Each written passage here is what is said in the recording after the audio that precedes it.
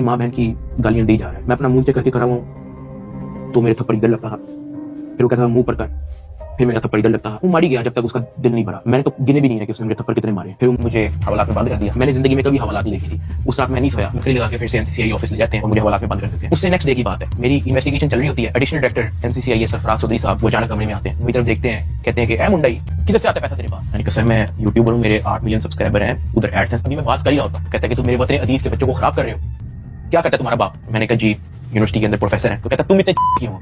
माँ बहन की गालियां वो देता रहता है। उसने मेरे मुंह पे बहुत जोर का थप्पड़ लगाया। मैं बिल्कुल चुप होकर ऐसे मुंह नीचे करके खड़ा हो गया।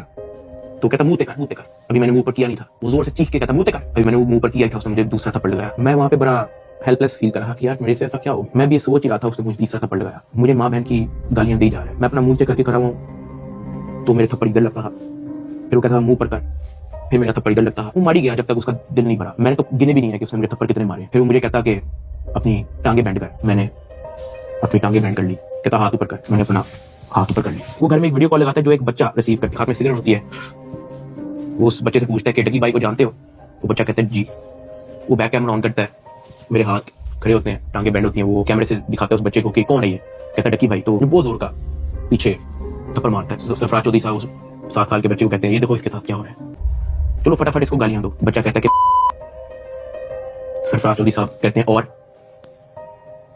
बच्चा थप्पड़ वो मारी जा रहा होता है पीछे। यार मैं तब बड़ा हेल्पलेस होता हूँ, मैं समझ नहीं आती कि मैं क्या करूं और किस तरह इससे निकलूं। मैंने क्या किया ऐसा?